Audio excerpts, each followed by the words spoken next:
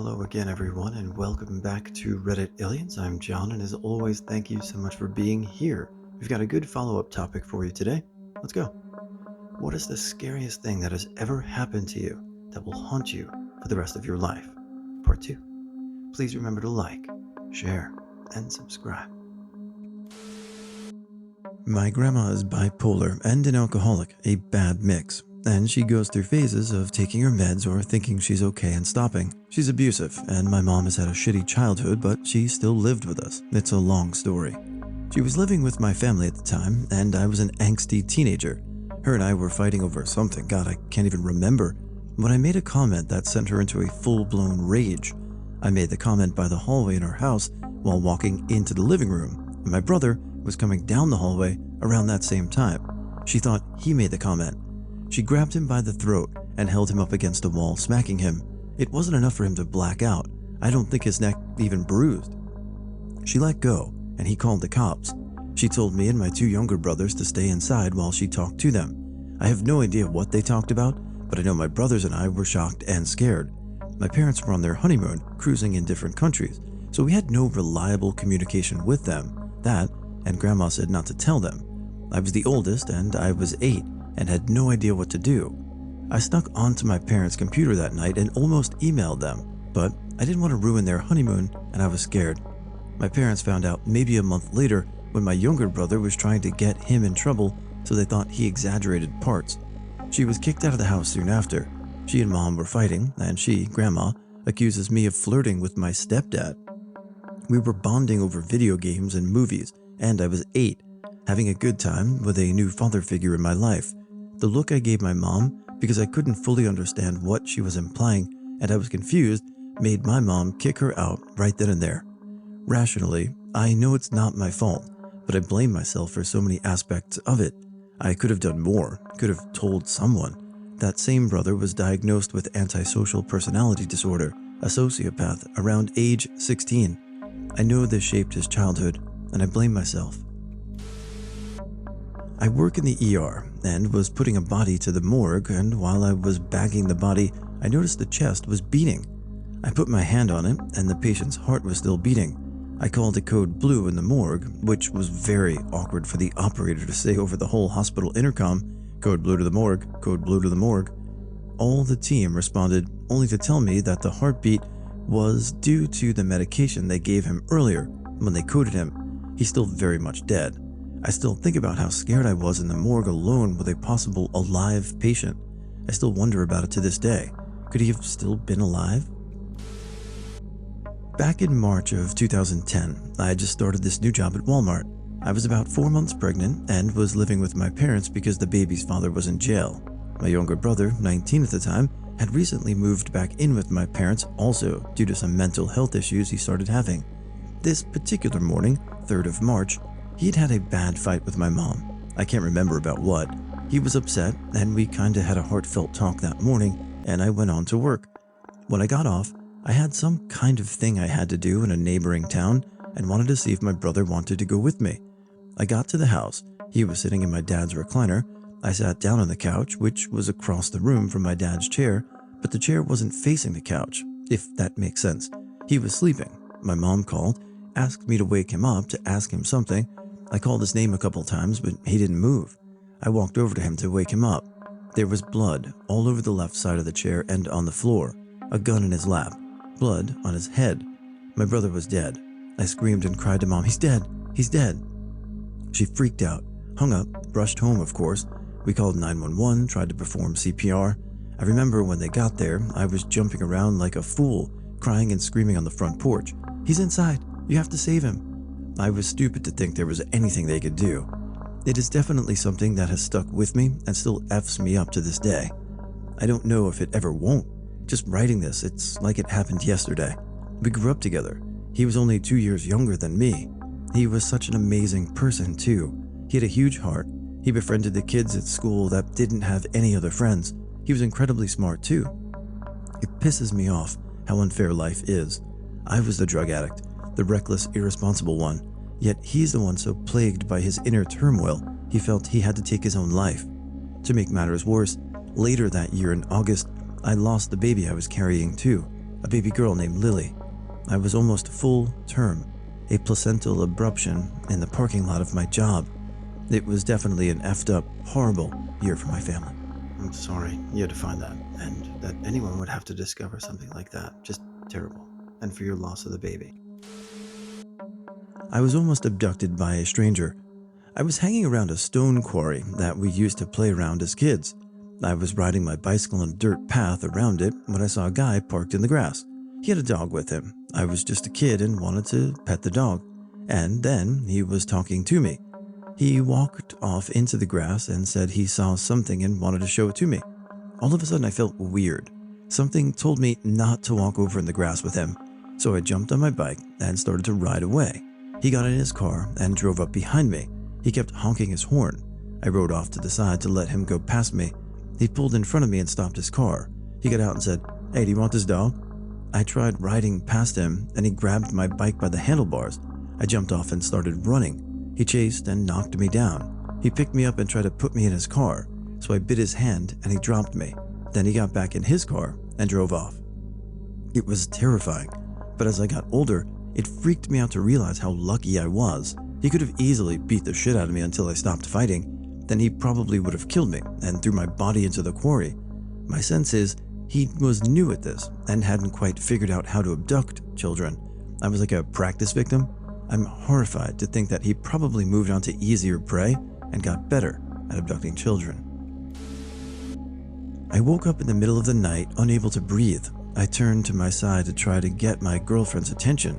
We were sitting up in bed, leaning up against the wall, but her head was nearly completely severed. I sat there in shock and could only feel anger and sadness because I figured something killed her and I wasn't able to stop it. Finally, I was able to reach out and try to touch her, but realized she wasn't there.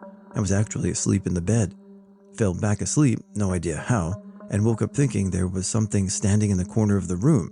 It was a figure in all black which ran into a militia that would wear that type of shit when they attacked us in Iraq at times.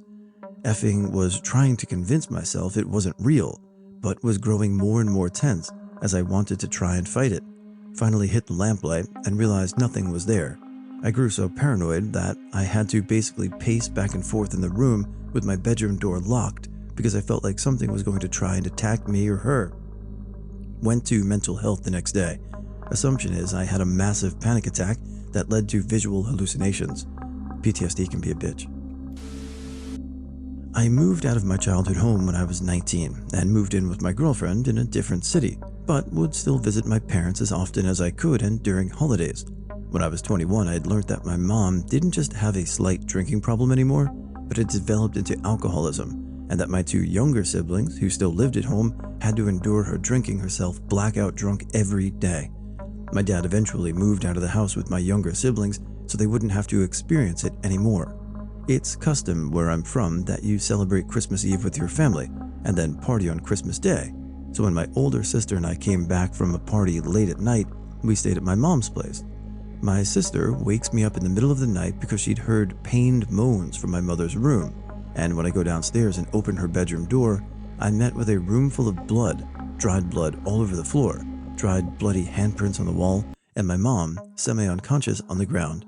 She had fallen over when getting up to go have a cigarette and hit her face on the nightstand, splitting her mouth open and breaking her glass on the nightstand, resulting in her lying in the glass and cutting herself every time she got up. I had to sit with her and make sure she could breathe and wasn't swallowing blood, as well as keep her still, since she was so drunk she didn't realize she was cutting herself on all the glass shards every time she moved. It took 45 minutes for the ambulance to get there, and even 7 years later, I can still picture my mom in that bloody room. Maybe not as bad as some other stories, but it still haunts me. I mean, I can only imagine the thoughts that go through your head when opening up a bedroom door and just seeing your parent in there in a blood-splattered room, so I hope she's getting some help. When I was 7, my dad trusted me to cut the grass. I was on a ride-on lawnmower that he had built from scratch in high school as a senior. I ran over a couple of wires and the back started smoking. I stopped, took the key out, and got off. It turned back on and started circling me. As the steering bars were turned all the way to the left, I screamed and screamed for him, but he was inside with the NASCAR races turned up too loud. A woman who lives down the street managed to run, hop on, and stop it. When she walked me inside, I told my dad what happened. He told me I needed to be more careful because a buddy of his in high school cut his hand off with a lawnmower. To this day, I refuse to get near any lawnmowers. People think I'm crazy. I just think I'm safe. While vacationing in Hawaii, I decided to swim out to where the ocean floor dove into a sudden drop-off. It wasn't all that far from the shore, and I was more than a skilled enough swimmer to make it there and back with little difficulty. As soon as I reached the undersea cliff, though, something happened. The water's temperature plummeted. The sound of laughter from the beach became slowed and muffled, as though I was hearing them from beyond the veil of a nightmare. Each wave seemed to freeze in its flow, giving the ocean an eerie stillness, and the sky, which seconds before had been clear and sunny, suddenly adopted a colorless sheen of dull gray.